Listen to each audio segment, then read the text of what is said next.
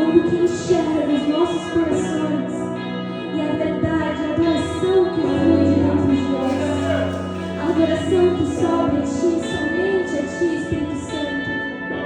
Então que nessa noite nós possamos sentir um pouco mais de Ti, que nós possamos ver um pouco mais de Ti, experimentar um pouco mais de Ti, Espírito Santo.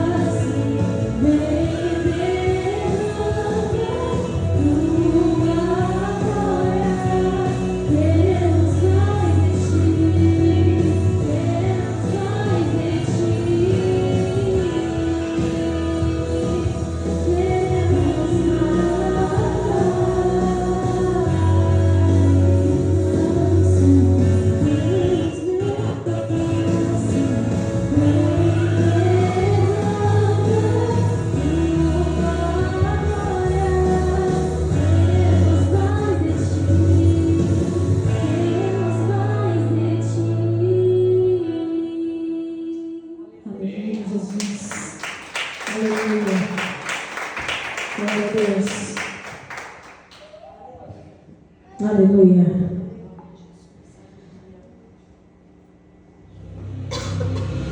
Agora nós te damos, Senhor. Nós iremos clamar até que Ele venha. Até que o Senhor venha, nós iremos clamar, buscar a Tua face. Se você rasgar o céu, apenas mais uma vez.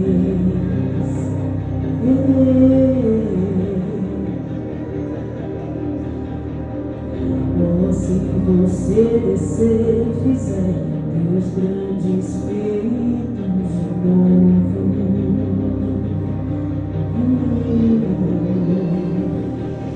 como nos tempos passados, mostra teu braço forte, oh grande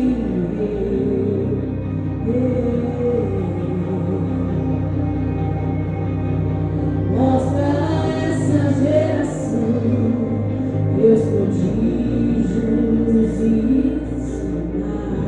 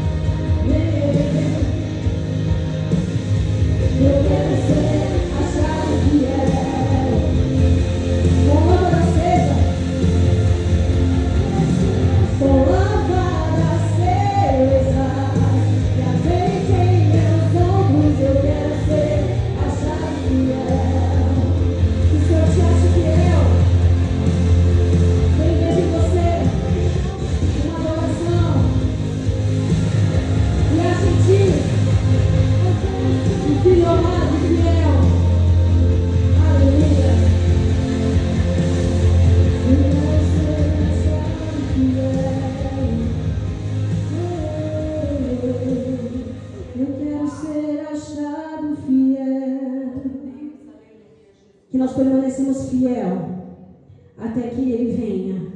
Aleluia. Glória a Deus. Glória a Deus, Senhor. Aleluia, Jesus. Nós te adoramos. E é por isso que nós estamos aqui. Aleluia.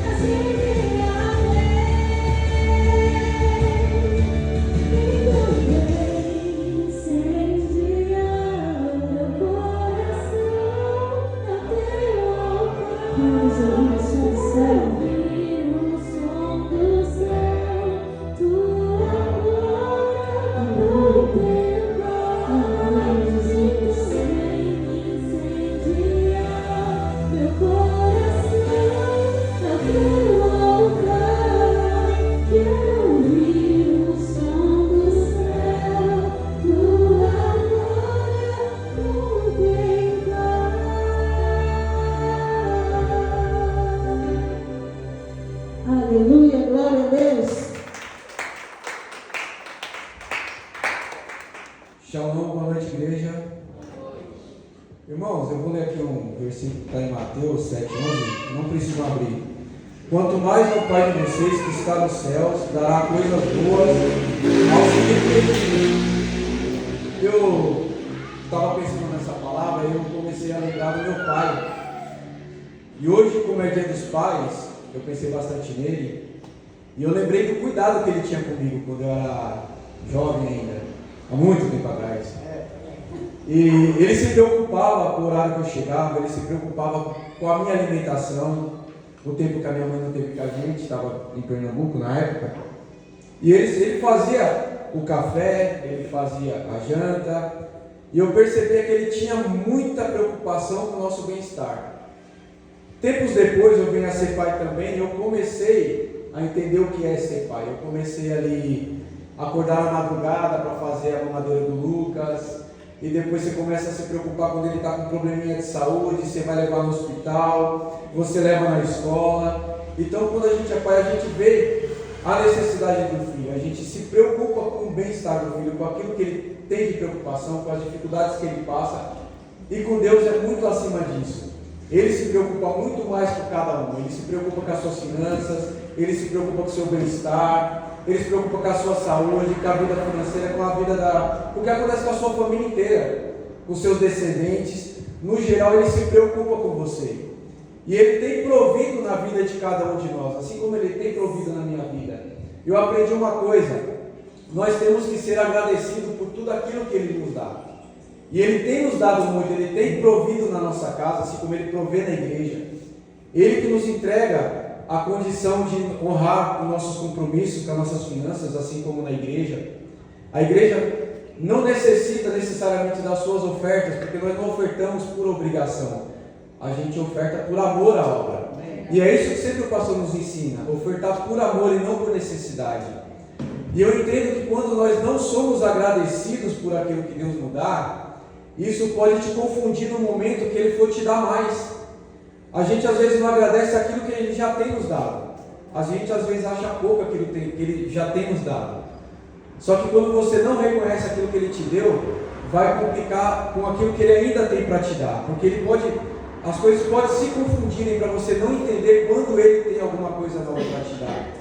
Então agradeça a Deus por você estar aqui, agradeça a Deus pelo trabalho que você tem, por uma condição de estudo. Essa semana eu passei por uma situação, de vez em quando eu conto alguma coisa aqui, e eu achei que mais uma vez, talvez eu não conseguiria cumprir com o compromisso, e eu falei: meu Deus, eu não estou vendo uma condição para me honrar com esse compromisso, com essa conta.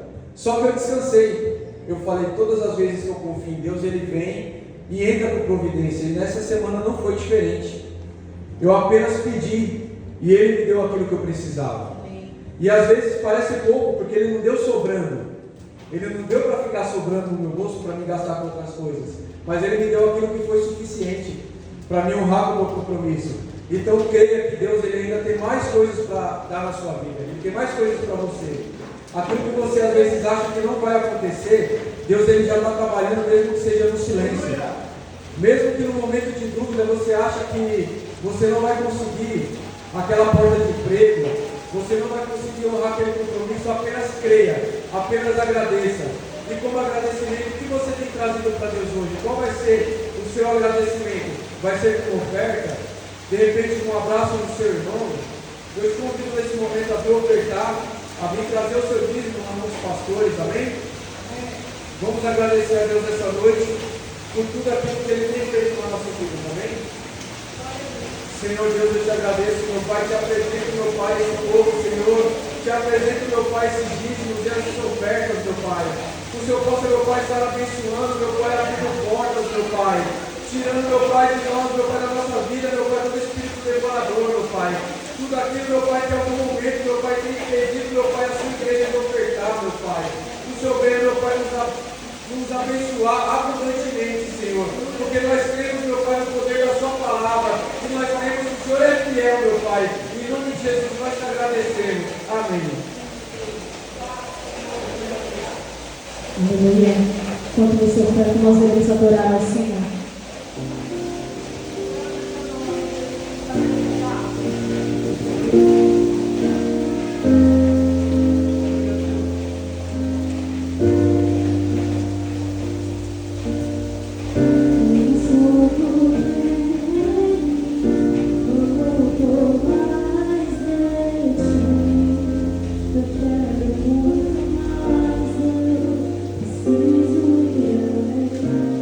Preciso ir além.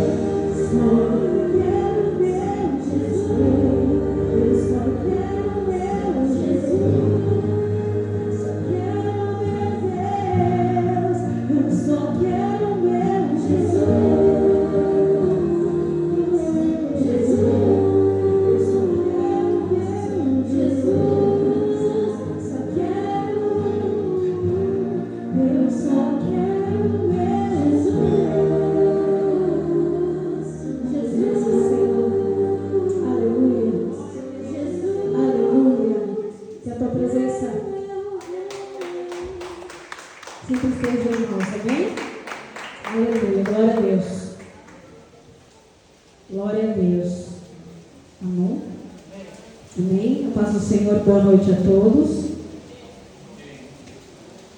Deixa eu beber um pouquinho de água. Amém? Glória a Deus. Boa noite, paz do Senhor Jesus. Depois de um susto aí que eu vi que ia cair um gelo, né? Dá uma amenizada agora, né? Glória a Deus. Amém? Domingo, às 19 horas, nosso culto aqui. Todo domingo, nosso primeiro dia da semana, nós entregamos, adoramos e louvamos ao nome do Senhor. Amém? Quarta-feira nós temos nosso culto Wi-Fi, né? Glória a Deus, às 20 horas da noite. Então, toda quarta-feira o senhor está convidado. Quarta-feira também tem um culto, às 20 horas. Amém? Então, eu espero o senhor aqui na quarta-feira, tá bom? Quarta-feira, na sexta, nós temos a nossa célula. Glória a Deus. Às 20 horas também. Então, temos duas células na Rê, aqui no Jardim Laranjais, e aqui no Jardim Jamaica. Eu falei o quê? Jardim Laranjeiras, amém? E Jardim Jamaica, é isso? Glória a Deus. Mais algum recado? Fora mais para frente, tem algum aqui? Próximo? Não, né? Então nós temos o nosso reencontro com Deus, dia 17, 18 e 19 de outubro, amém? Glória a Deus, nós estamos aqui ansiosos, você já guarda seu dinheirinho aí, já fica ali vendo como a gente vai fazer, né? Quantas pessoas vão para a gente já ver o ônibus, amém? Amém? Glória a Deus, então vai ser um ministrante da noite, pastor? Glória a Deus. Vamos, Senhor Jesus, para a vida dele.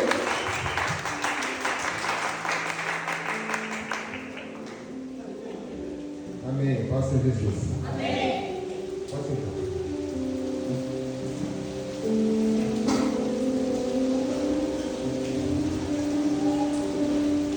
Aproveitar que tem poucas pessoas, vou fazer meu marketing.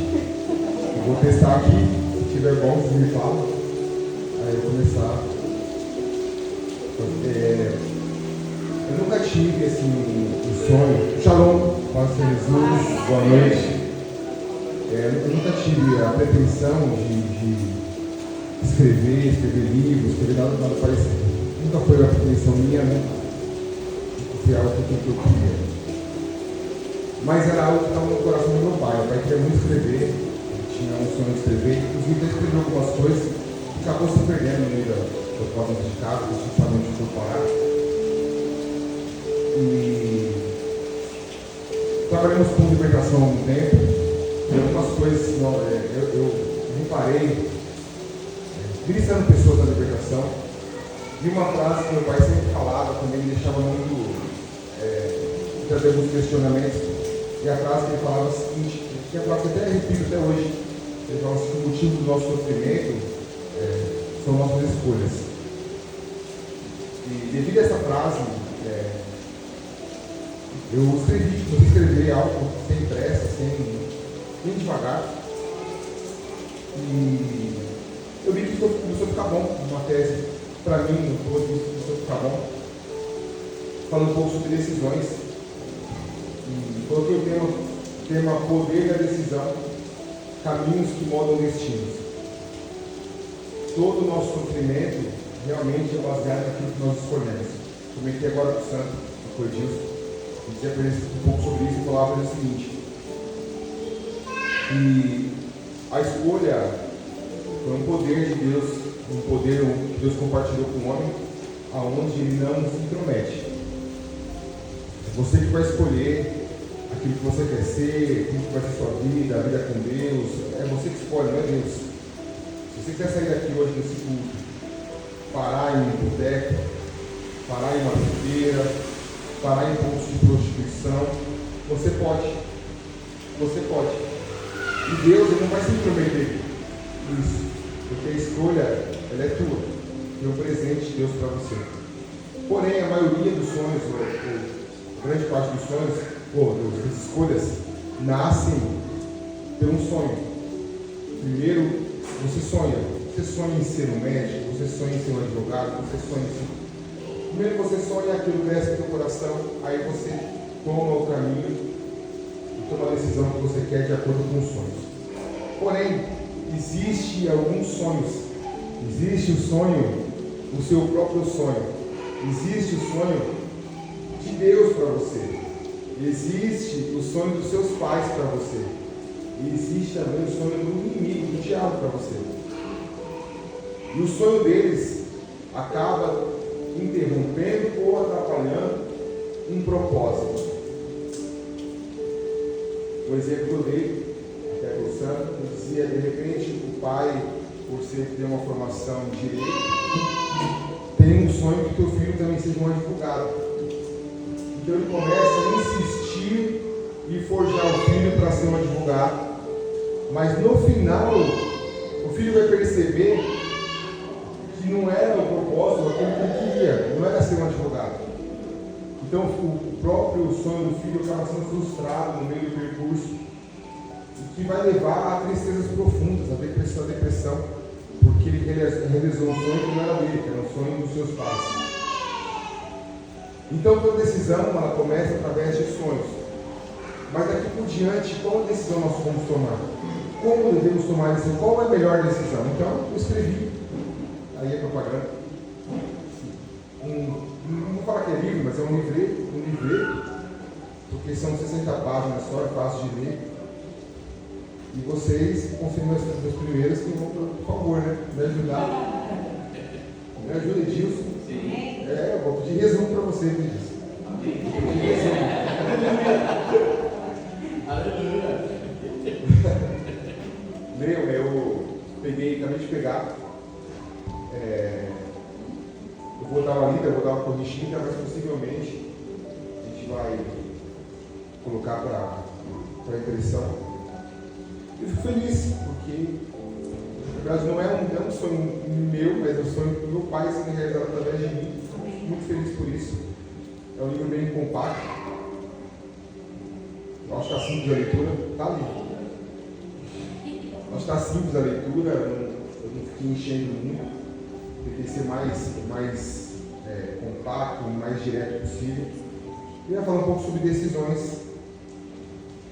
que nós somos moldados pelas nossas decisões, e depende da decisão que você tomar hoje, pode mudar toda a tua trajetória de vida e teu destino. Amém? Então, isso aí, propaganda está feita. Não sei se eu trouxe interesse de você na leitura. Tomara que sim. Aguarde. Mesmo que você não vai ler, eu vou te obrigar a lutar. Brincadeira. Não é isso não. Não é isso não, me ajuda. Esperando. Amém. Eu não gosto muito de falar isso que eu vou falar agora, porque eu não acredito muito nisso, mas aconteceu comigo esses dias. Eu preparei uma mensagem, eu fui convidado para pregar no sábado, aí eu preparei a mensagem. Aí quando chegou no sábado, eu abri o meu tablet, eu guardo a mensagem, falei para ele, não, antes eu falei com ela no carro, falei, filho, e aí? Aí ele falou assim, pai, prega tal coisa. Só que não era aquilo que eu tinha preparado para pregar. Aí quando chegou na igreja, eu abri o tablet e falei, filha, apontei duas para ela, falei, escolhe uma dessas duas aqui. Ela escolheu, essa aqui. Aí eu falei, pô, quero confirmação de Deus, né? Aí chamei o menino que estava do meu lado, o mocinho da igreja que estava do meu lado, e falei, irmão, eu tenho essas duas mensagens para pregar aqui essa noite. Escolhe uma. Ele escolheu algo contrário que ele escolheu. Só para me confundir, para me deixar confuso. Eu falei, Deus, e agora eu vou fazer o quê? Mas quando eu peguei a palavra para poder começar a ministrar a palavra de Deus lá, Deus me deu uma mensagem. E eu preguei um tema que eu tinha duas mensagens iguais, com temas similares. O tema era quase igual. E eu fui numa que nenhuma, nem a Ive, nem ele escolheu. Eu falei um pouco sobre o ambiente. E foi aquela mensagem que eu já preguei aqui. Eu falei que Deus, que não é o ambiente que forma as pessoas, mas que Deus chamou as pessoas para governar o ambiente. No culto de ontem, essa igreja não faz culto no domingo, então é culto no sábado, fazendo tudo para celebrar o Dia dos Pais.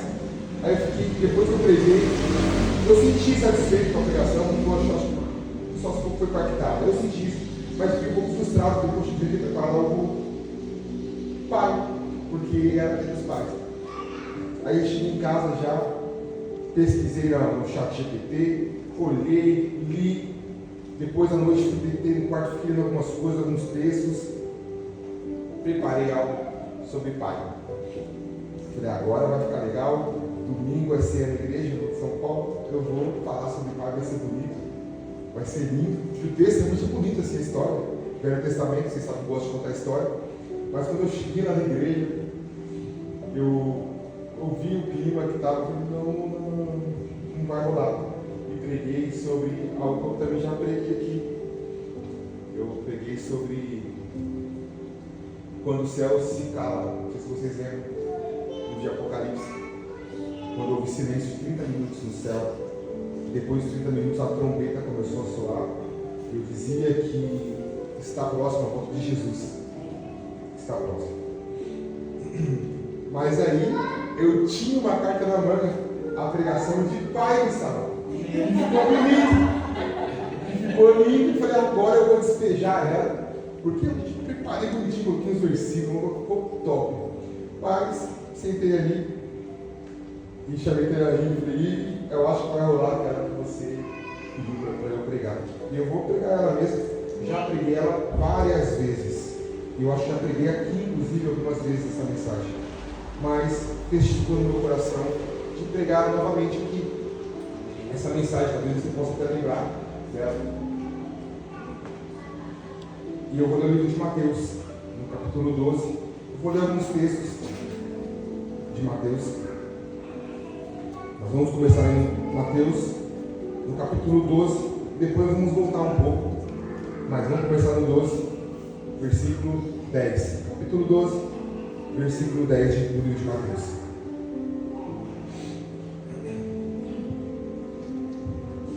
Boa leitura, diz assim o texto. Mateus, capítulo 12, versículo 10. Diz assim: E estava ali um homem que tinha uma mão mirrada.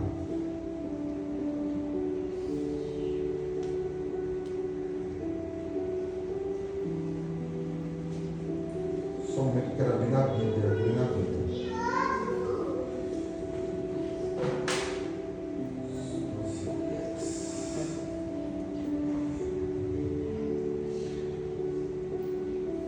Eu vou começar do 9. Então Jesus foi à sinagoga local. Não, abri aqui. Então Jesus foi à sinagoga local. 10. Onde viu um homem que tinha uma das mãos deformada, ou em alguma versão, mirrada. Os fariseus perguntaram a Jesus: a lei permite curar no sábado?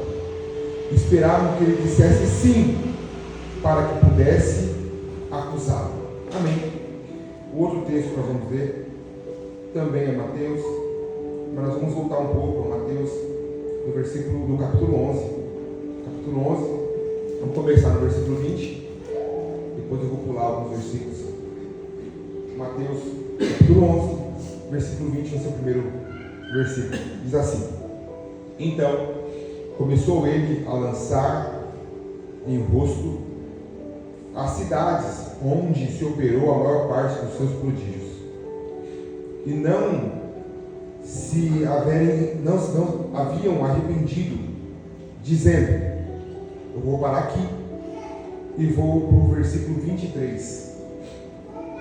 Versículo 23. Presta atenção nesse versículo. É tu, Cafarnaum, que te ergues até o céu, será abatida até aos infernos. Porque se em Sodoma tivessem sido feitos os prodígios que em ti se operaram, teriam ela permanecido até hoje.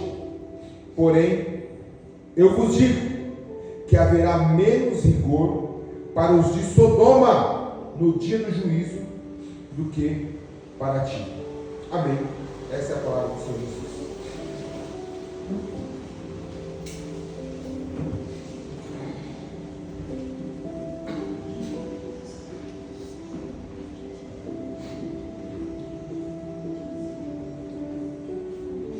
Eu quero começar dizendo sobre todo o percurso de Jesus. Maria e José, não é Maria e José, Maria e José. Eles receberam uma incumbência, e a incumbência deles era de receber o Filho de Deus, Jesus.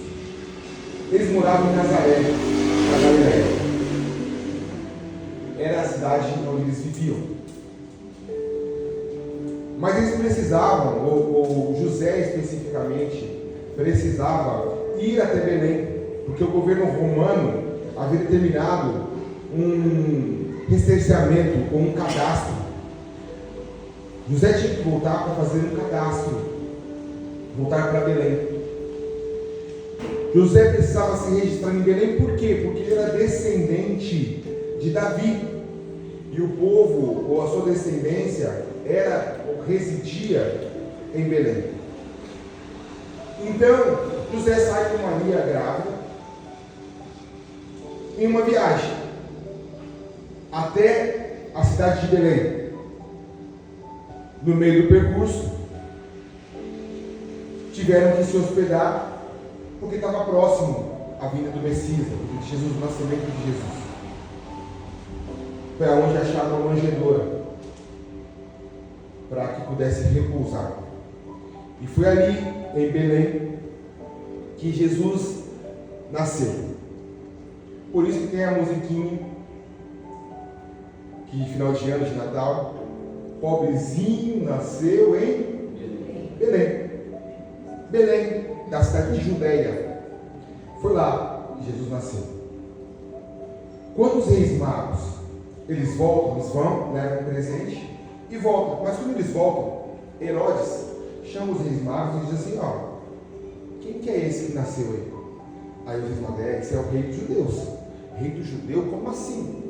Ele terá mais poder que eu? Vai ter mais força que eu? Não. Vamos parar com isso aí. Eu vou fazer uma lei a partir de agora. Onde que ele está? Os reis magos: não sei. Não sei. Qual posição? Qual? Não sei. Ah, vocês não sabem? Então vou fazer um decreto a partir de agora. Criança até 2 anos de idade vai ser morto. Se esse menino é rei judeu, eu quero ver. Você vai fugir dessa lei. Quero ver o que vai ser agora. Aí a história vai dizer, a Bíblia vai dizer que José teve um sonho, aonde nesse sonho é passada uma incumbência para José e uma missão de proteção dessa criança. Qual que é a direção desse sonho? Que ele fugisse com essa criança. Eles estavam em Belém. Aí José recebe um sonho, uma ordem de fugir com Maria. Para onde eles foram? Egito. Eles fogem para o Egito por causa de uma perseguição de Herodes. Começa a ter uma peregrinação. Só que Herodes morre. E quando Herodes morre, José e Maria decidem voltar. E eles voltam para onde? Para Nazaré. Quando eles chegam em Nazaré, eles se acomodam em Nazaré. E em Nazaré, vamos perceber que foi onde Jesus passou toda a sua infância. Foi ali que ele cresceu. A sua juventude foi em Nazaré. Nazaré ficava próximo da Galileia. Jesus ele cresce ali.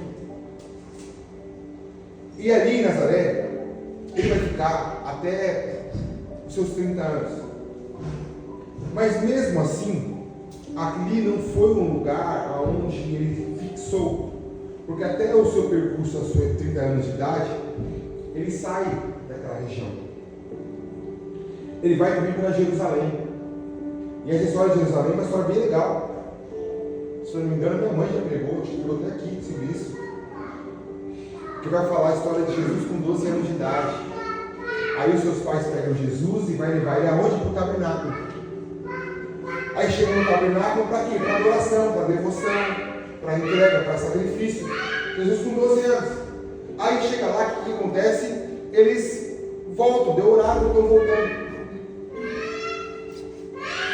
Mas quando eles percebem no meio do percurso, no meio do caminho, cadê Jesus? Esqueceram Jesus aonde? Em Jerusalém. E aquele período é o período de Páscoa, que as famílias se reuniam. Quando eles voltam, Jesus está lá conversando com os mestres, com os doutores, com os sacerdotes. E o texto vai dizer que Jesus estava ensinando a eles. Os sacerdotes, os mestres. Dali, Jesus ele volta para Nazaré. Depois, entra na história, porque dos 12 anos até os 30 anos de Jesus, não se fala muito mais de Jesus, ou não se fala de Jesus dos 12 aos 30.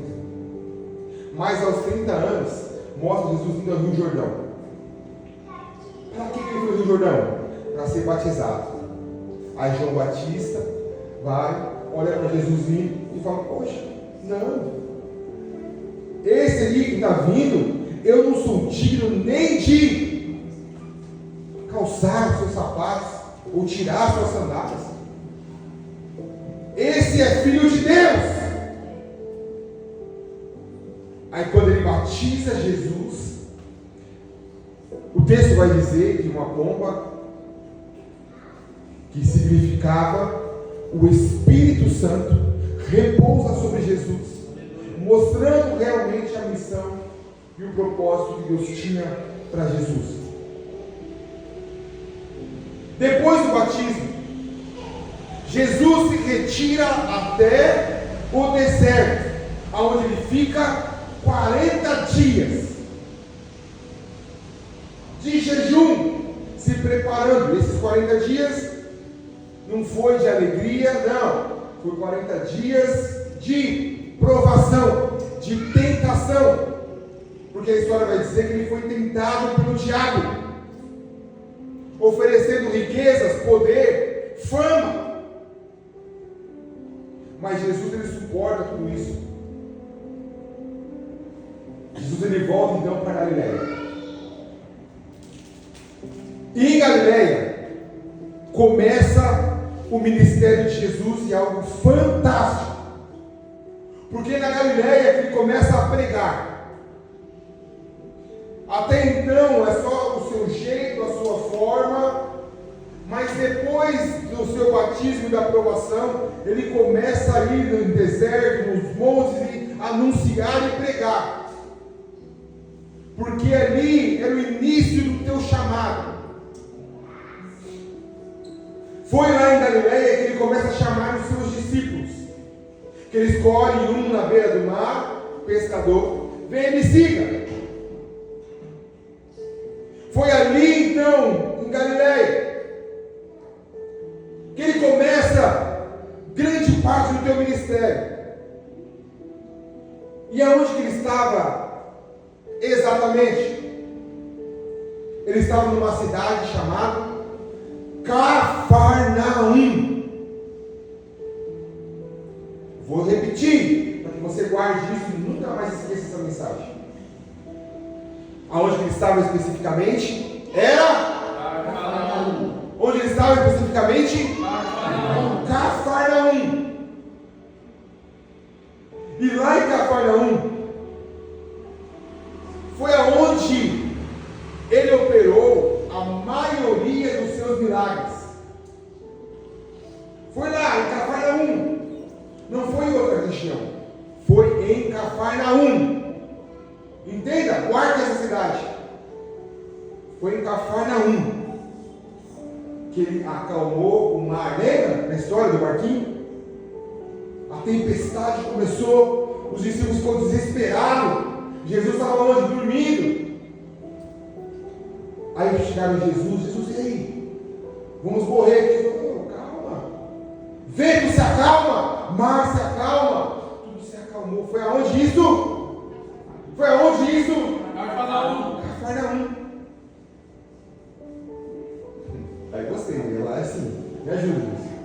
Me ajuda.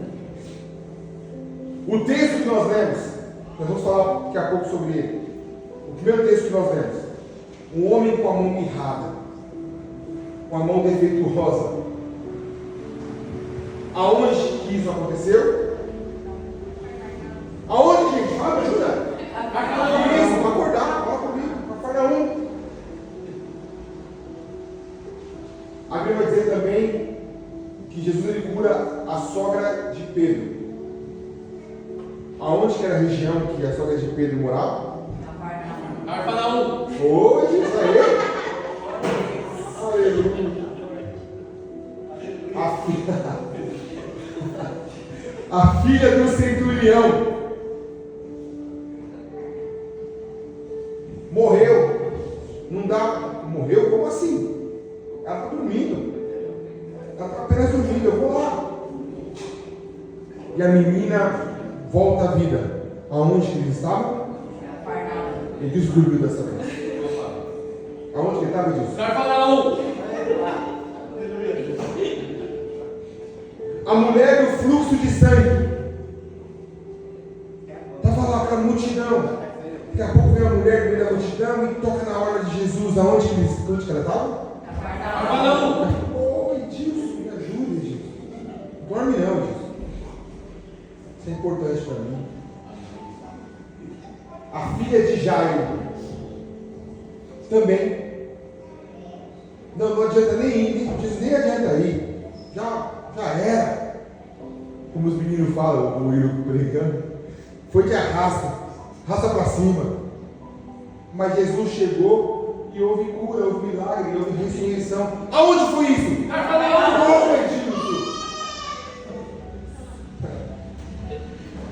A história vai dizer sobre um endemoniado, que Jesus expulsa o demônio. Aonde isso aconteceu? Eita glória! Foi em Cafarnaum. A maioria dos milagres aconteceram em Cafarnaum. Mas vocês lembram o texto que nós lemos? Fala assim: se eu tivesse feito os mesmos milagres em Sodoma, vocês lembram o que era Sodoma? A Bíblia vai dizer, Sodoma e Gomorra, uma cidade de perversão, uma cidade de pecado, de iniquidade, de prostituição, de roubo, de enganação, de mentirosos, pessoas de fofoca, intriga. Era Sodoma e Gomorra. O final dessas duas cidades foi a destruição. Mas o texto que nós lemos vai dizer assim: se eu tivesse operado os mesmos milagres em Sodoma e Gomorra, eles estavam firmes até hoje. Ó Cafarnaum! Vou no texto novamente.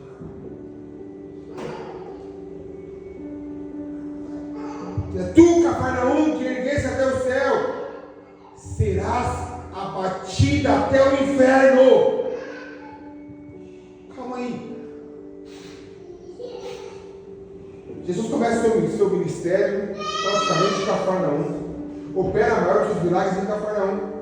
Mas por que depois ele condena Cafarnaum dessa forma? Dizendo que será abatido e será levado para o inferno.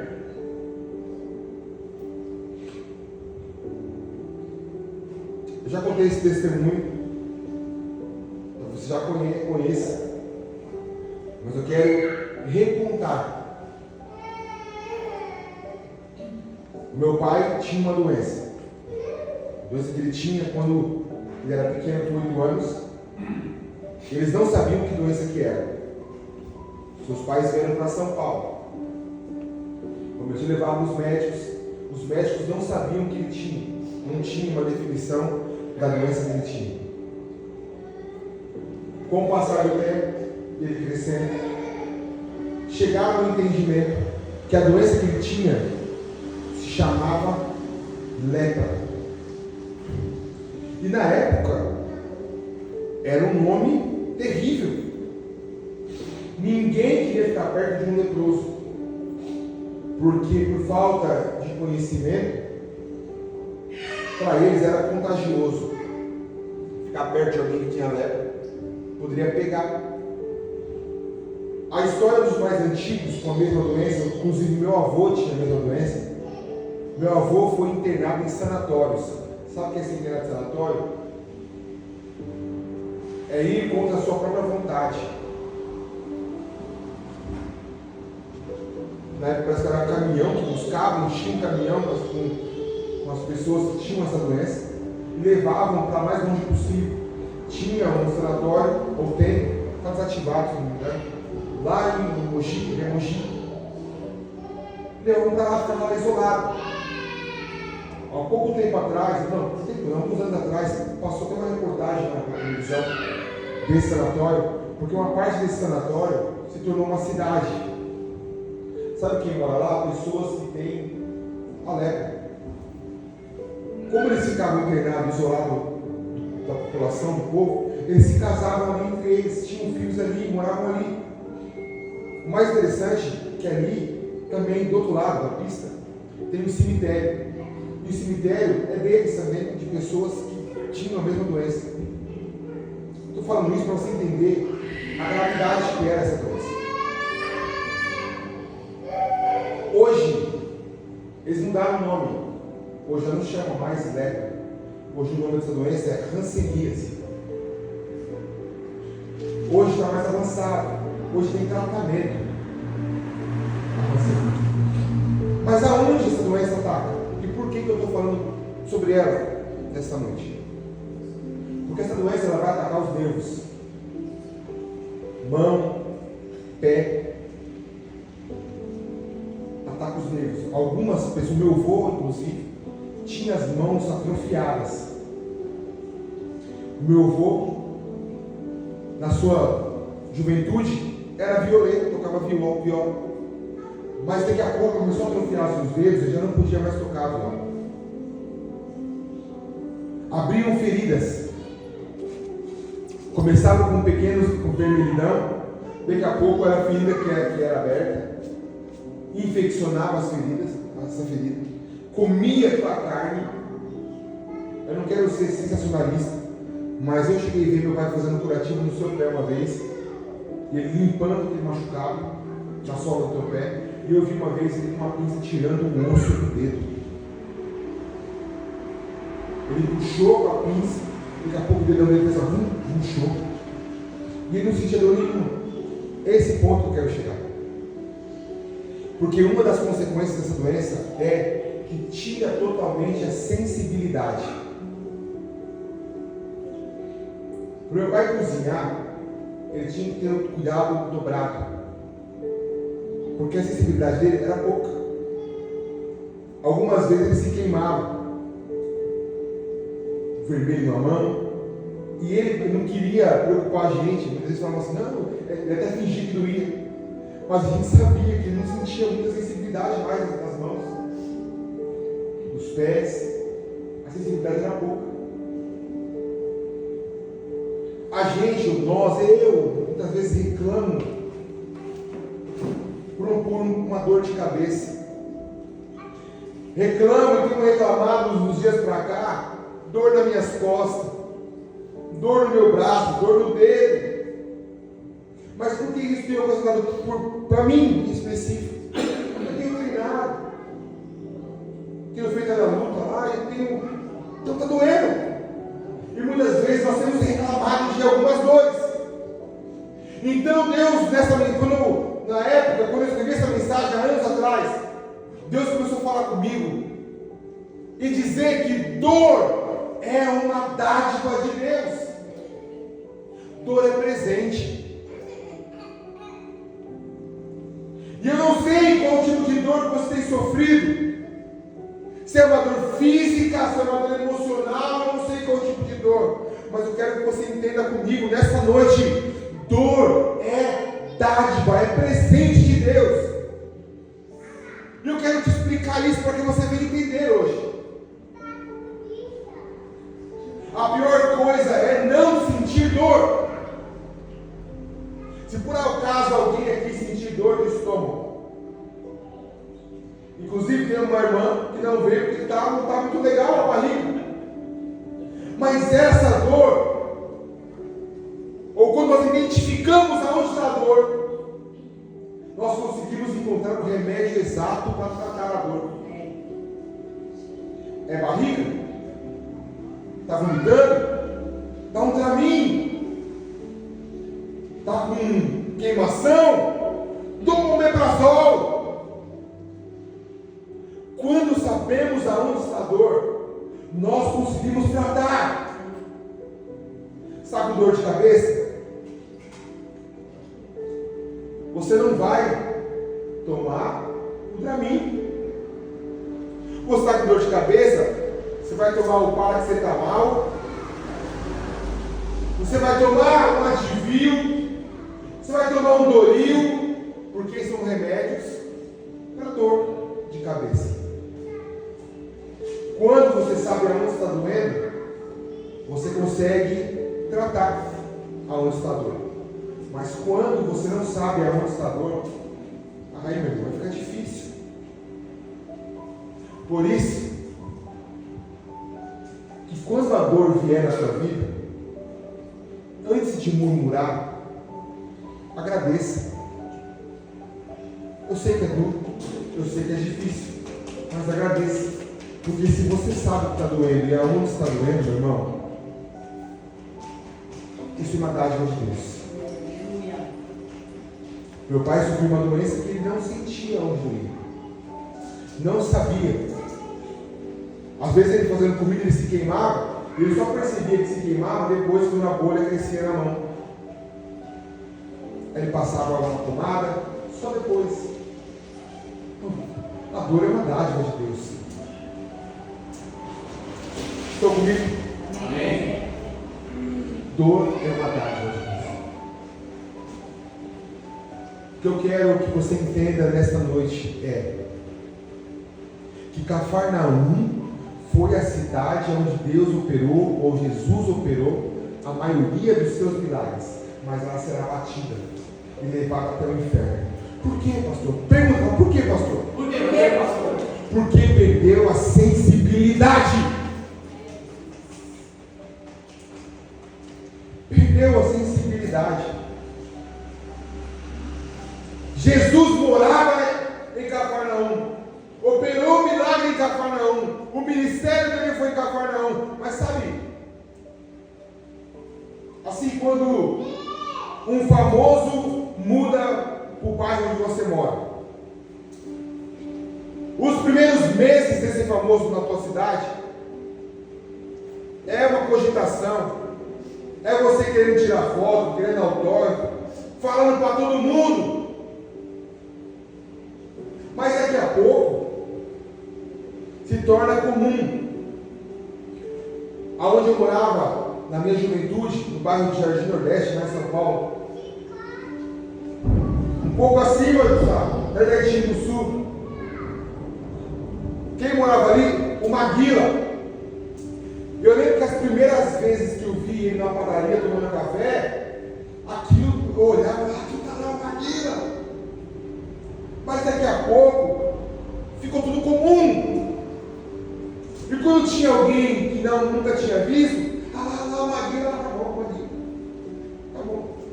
Porque era costume. Nós acostumamos com ele ali.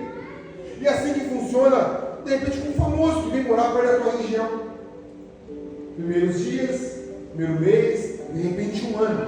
Mas daqui a pouco é só uma guia. Foi exatamente isso que aconteceu em Cafarnaum. Nos primeiros dias, eita, expulsou o demônio, eita, curou, eita. Mas daqui a pouco, é um homem chamado Jesus aí. Quem que é? Veio de Belém, fugiu do Egito, parou aqui, é um qualquer um. O povo de Cafarnaum perdeu totalmente a sensibilidade de quem estava na tua cidade.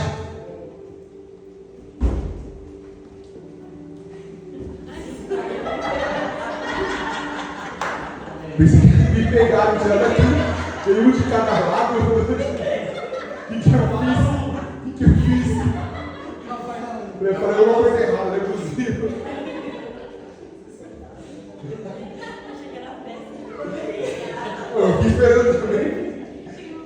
combinaram comigo.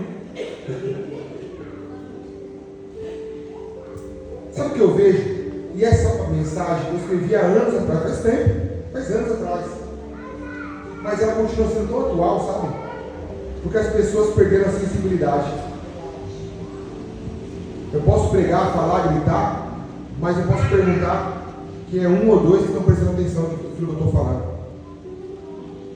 Sabe por quê? Perder a sensibilidade. Não querem saber. Virou apenas uma rotina. Eu vou no culto lá e vou.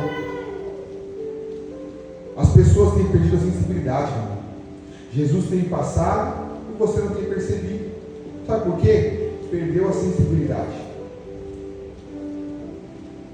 As pessoas, eu falava hoje no culto, as pessoas, elas gostam de showman.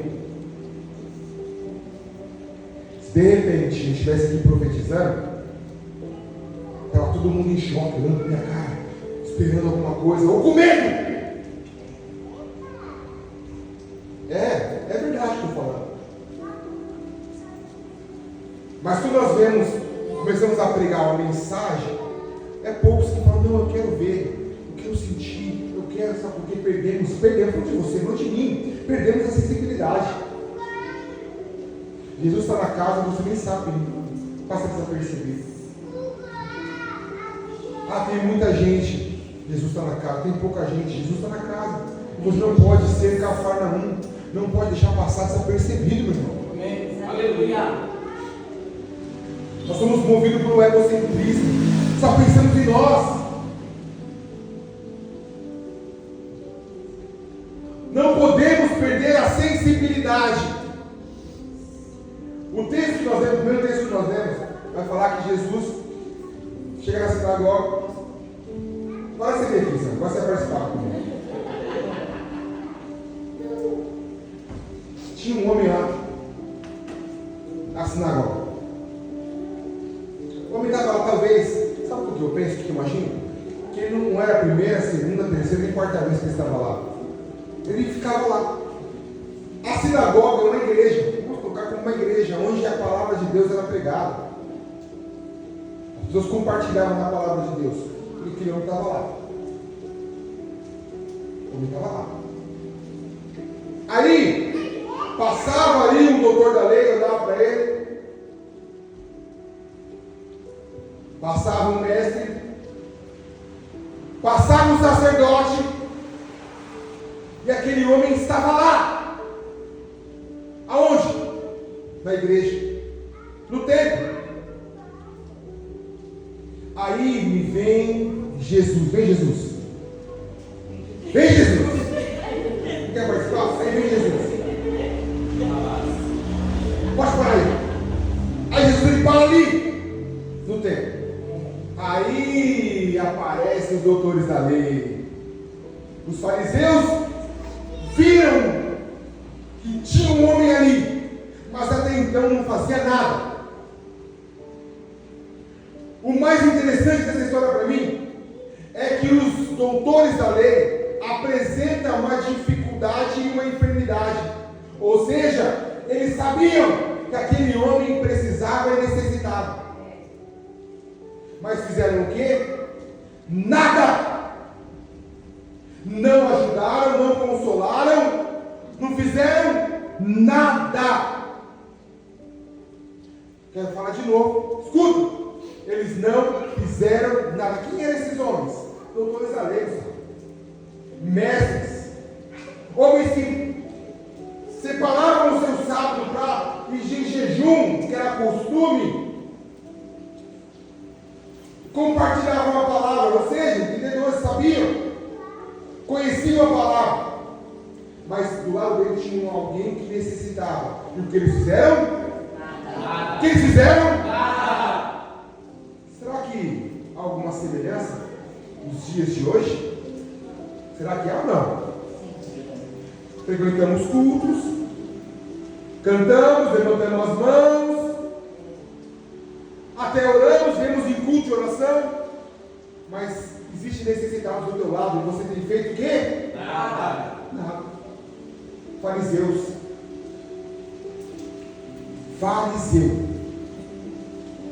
Aí levantou Jesus chegou, Jesus possivelmente chegou porque ele queria compartilhar a palavra de Deus, ou ouvir a palavra, ou um momento de oração, mas quando ele vê Jesus, eles lembraram o quê? Da lei. E aí, Jesus? Tranquilo? Jesus, você sabe que enfermo, doente, não pode entrar aqui, né? Você sabe, né, Jesus? Você sabe disso, né? Enfermo não pode.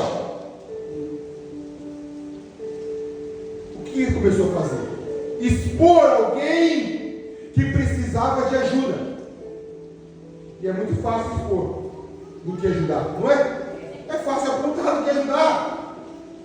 E quem que apontou? Doutores, entendidos da palavra, religiosos. Religiosos. Jesus, você sabe que não pode, né? Só que era sábado. E sábado, pela lei judaica, não pode fazer nada. Não pode fazer nada. E aí, Jesus? Olha esse homem com a mão mirrada aí, ó. Não, só que tá. Olha esse homem com a mão mirrada aí, ó. E aí? Hoje é sábado, hein? Vai fazer alguma coisa, Jesus? E agora? Meu irmão, eu não sei se você está entendendo isso aqui, mas olha, vou repetir para você entender. Religiosos, entendedores da lei, talvez não era a primeira vez que esse homem estava lá. Eles viam a dificuldade, a debilidade, não falaram nada, mas daqui a pouco começaram a expor ele. E aí, Jesus? E agora? Aí Jesus falava para eles o seguinte: você lembra? Fala? Não? Então fica tranquilo que eu vou falar.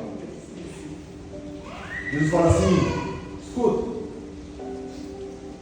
você tem ovelha? Vocês têm ovelha, cabra, cabrito? Vocês criam alguma coisa? Cria? Então tá bom. Se por acaso o carneiro, a cabra, é seu ganha-pão, não é?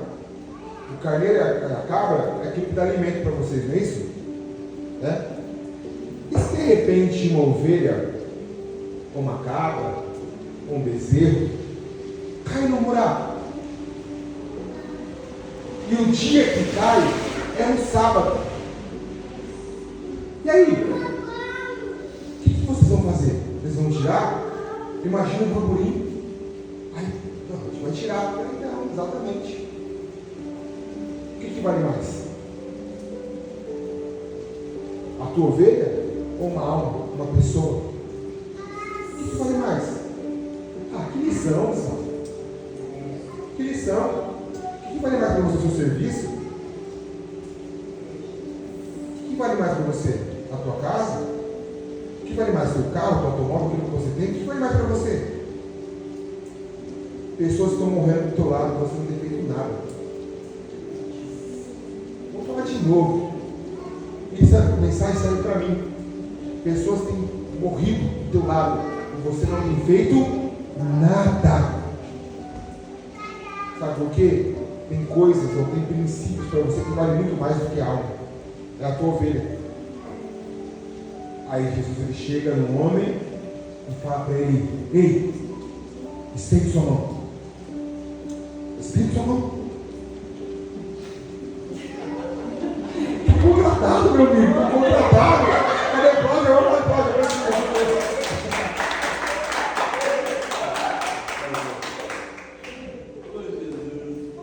A mão mirrada foi curada. Sabe o que aconteceu depois disso? Escuta, se de repente você estivesse na mesma situação e visse toda essa história, o que você faria depois? Se alegraria? Não sei. Possivelmente eu me alegraria, eu acho, com o milagre todo. Mas só que os religiosos, me curou de sábado. Tá de brincadeira. Correram para falar. Correram para liderança para entregar Jesus. Dali por diante, Jesus teve que se esconder, porque começou a perseguição. Sabe por quê? Porque alguém resolveu cuidar. O que eu quero que você entenda é que muitas vezes o cuidar não vai trazer seu benefício para você, pode trazer perseguição. E nós não queremos trabalho, não queremos responsabilidade, Gustavo. Ninguém quer responsabilidade. Sabe por quê? Porque já perdeu a sensibilidade há muito tempo. Doentes, ranceníase na alma. Perdeu a sensibilidade. Porque sabe, se eu pregar, se eu vou ter que cuidar, meu tempo vai embora. Ela não quer. Alma doente. Já perdeu a sensibilidade há muito tempo. Mas Jesus nos ensina. Ou Jesus cura. E nos mostra que a nossa preocupação tem que ser com as almas. Com as almas. Eu não sei, meu irmão, aonde você perdeu a sua sensibilidade. Mas aquele que ainda tem a sensibilidade espiritual, aquele que não perdeu a sensibilidade, ainda consegue ouvir a voz de socorro. Sabe o que é mais interessante? É que nós se acostumamos com tudo. Se acostumamos até mesmo com a dor. Tem pessoas que vivem com dor há anos e não vai no médico, porque se acostuma com aquela dor. Tem pessoas que têm se acostumado a sofrer. Tem poucas pessoas, então eu acho que eu posso falar assim, isso bem aberto. Tem pessoas dentro de um relacionamento totalmente abusivo. E está lá sofrendo. Está lá padecendo. Sabe por quê? Se acostuma. Cafarnaum se acostumou com Jesus. Perderam a sensibilidade. Tem pessoas que se acostumam com um culto frio. Se acostumam com mensagens simples. Se acostumam com os mesmos louvores, as mesmas liturgias, as mesmas coisas. Vira costume. Sabe por quê? Porque perdeu a sensibilidade. Ranceníase na alma. Está tudo normal. Está tudo bem. Aquele que tem sensibilidade, ele sempre vai atender o grito de socorro do irmão.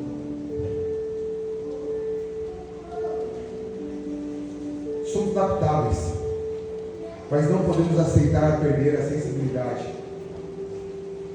Eu vi uma reportagem uma vez falando do brasileiro em específico. Fala que o brasileiro, por ter uma língua mais aberta, é uma das únicas nações que pode entrar em outras nações e falar o idioma quase perfeito de qualquer nação. Sabe o que isso quer dizer? Que nós somos adaptáveis. Nos adaptamos com tudo. Se acostumamos com tudo. Isso acaba sendo um problema. Pessoas que perderam a sensibilidade não vê o invisível. Não consegue enxergar a pessoa que está do teu lado padecendo e precisando de ajuda. Não valoriza ninguém. Esquece de onde Deus te tirou. Esquece da tua história. Eu acompanho algumas pessoas pelo WhatsApp e eu fico olhando alguns status e fico pensando assim, poxa,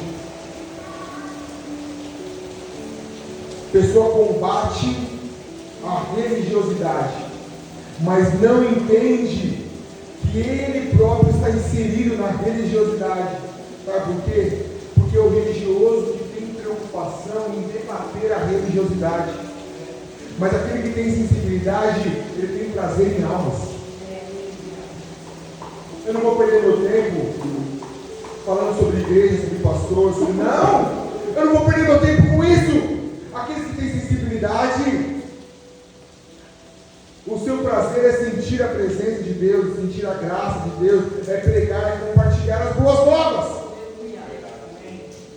Eu fico reparando, poxa, o que essa pessoa vai levar, o que vai ganhar, postando muitas vezes críticas sobre a religiosidade. Aí a oração é: Senhor, tire as escamas dos olhos. Tire as escamas dos olhos, para que eu possa entender que o mesmo está inserido na religiosidade. Isso é um espírito maligno. Por isso que a palavra vai dizer que o espírito vivifica, a letra mata. O que Paulo vai dizer? Que o saber, preocupado, você vai ouvir de novo? Aí eu vou assustar. Arrumei. O que Paulo diz? Paulo diz o seguinte: que o saber, guarda isso. Paulo diz o seguinte: o saber ensoberbece, mas o amor edifica. O que adianta você saber a Bíblia toda, vir nos cultos de orações e orar, gritar, clamar, cantar em voz alta, uma aparência bonita, roupa bonita? O que adianta se você já perdeu a sensibilidade? Não adianta nada, meu irmão. Ó Cafarnaum!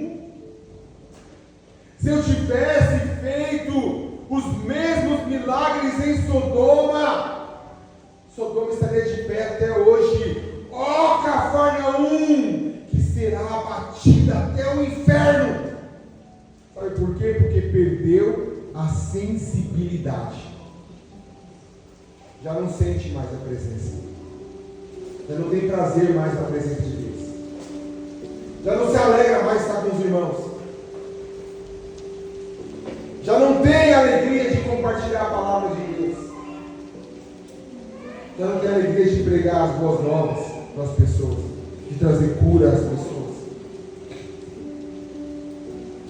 Acostumou com as pessoas.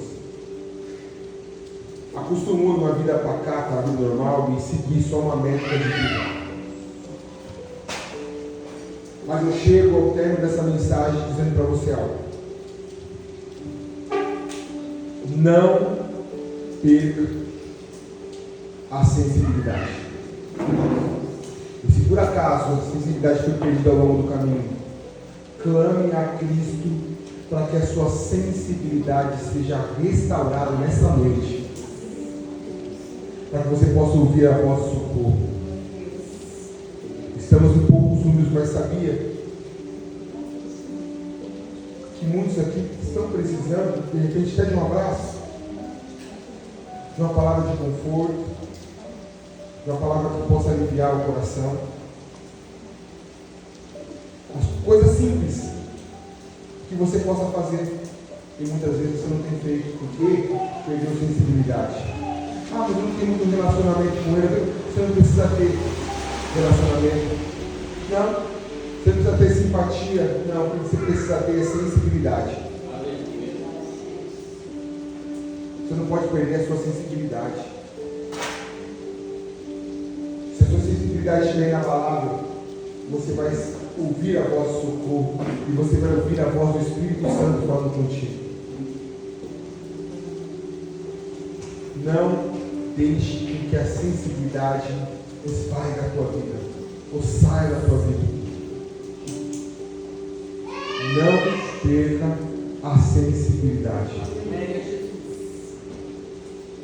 Escute a voz do socorro. Escute. Uma das características do intercessor eu acho muito legal isso, é que Deus lhe dá a oportunidade de ele sentir a dor do próximo. Eu acho tão legal isso. Quando a pessoa começa a sentir as mesmas dores daquela pessoa que está intercedendo. Porque isso mostra que existe ainda sensibilidade. E que esse povo, que é nossa casa, que é a Casa Pedra aqui, que essa região desse bairro, que sejam pessoas, mulheres de Deus, homens de Deus, que ainda tenham sensibilidade. Em nome de Jesus. Você pode aplaudir o Senhor por essa mensagem?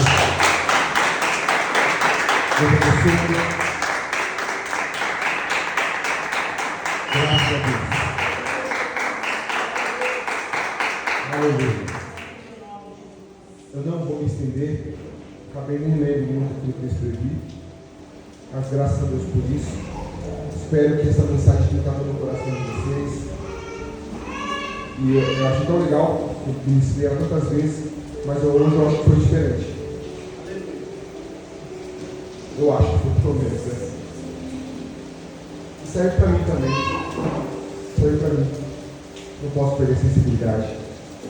Toda a mensagem que eu prego, uma das perguntas que eu faço, inclusive hoje fui para minha mãe, é: mãe, será que as pessoas ficaram pelo menos reflexivas naquilo que foi pregado? Essa é a minha intenção. Eu saio daqui pensando: será que eu perdi a sensibilidade? Será que eu tenho ainda? Essa é a intenção de cada mensagem pregada ao altar. Você sabe por isso que eu estou falando muito hoje. Não devemos perder a sensibilidade. Em nome de Jesus. Amém?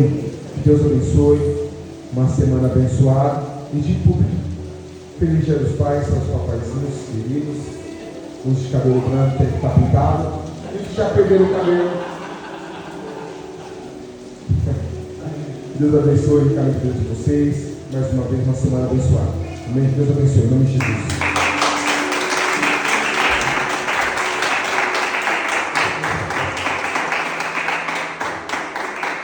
Amém.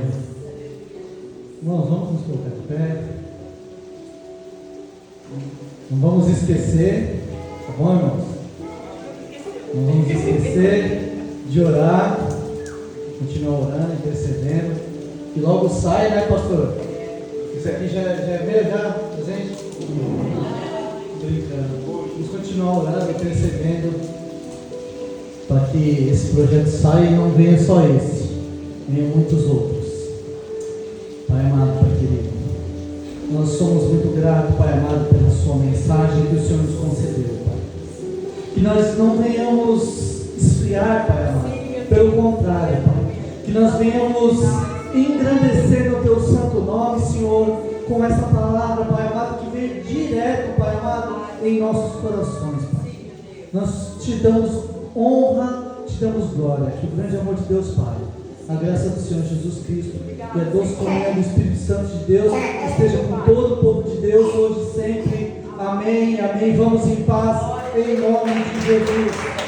Aleluia.